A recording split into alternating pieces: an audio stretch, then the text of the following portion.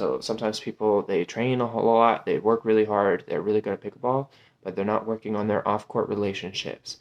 They're not making friends with those who they need to make friends with. Howdy y'all, this is Austin Gridley Pickleball. I want to talk about the number one thing you can do to succeed at pickleball tournaments. If I am the top player at a pickleball tournament event, what's the best thing I can do to make sure I win the tournament? I would argue that the best thing you can do is partner with the second best player or the fifth best player. Partner with the best player you can partner with. And now there is chemistry ideas, etc. If I'm a left-handed player, I probably don't want to play with another left-handed player because normally a left-handed player is a right box specialist. So maybe you can't partner with the second best player, but it's really hard to win if I'm playing with the number 20 player and I'm the top player. It's going to be hard to win. It's possible, but I've definitely set myself up for an uphill battle if I'm playing against the number 2 and number 3 players. That's tough.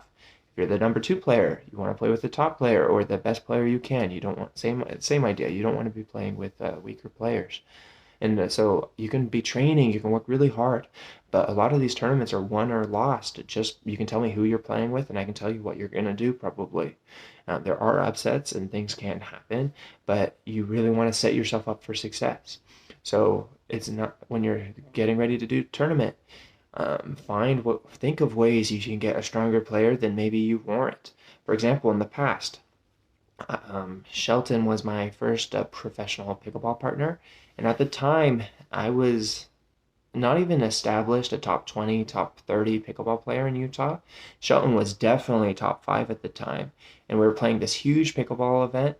The number 2 and number 3 players were playing together, and maybe it was number 3, number 4, but anyways, a lot of the top 10 were playing, and top 5, all of the top 5 were playing in Utah. They were playing that event, and Shelton did not have as good of partners at the time because he did not treat his partners very good.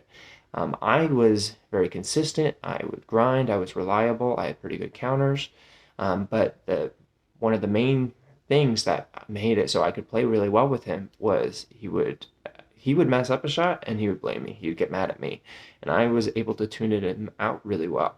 Not in necessarily a bad way. I just wouldn't let it bother me, and so in a way, it was a really good fit, and I was able to partner with someone way better than I should have been able to play with because I was able to take a little bit of abuse and I was able to handle that, and I was able to get a better pickleball partner, and we won the tournament. We were definitely a dark horse because he was still a top 5 player, but we should not have won it. Maybe you take a player out to lunch. Maybe you reach out to someone you don't think you can partner with. Maybe you offer them some of the prize money that you're going to win, etc. Think of ways you can get better pickleball partners, and maybe you'll get better opportunities after you succeed with someone than you would have had before. You got to get a little creative. If you're spending so much time on the pickleball court, you can spend an hour or two off the pickleball court to really up your odds. Because like we talked about, this is the number one thing you could do more than working on your chops or other things. Let's get the best partner we can possibly get. You watched all the way to here. This helped you. Please subscribe and leave a like. Pickle on, dudes.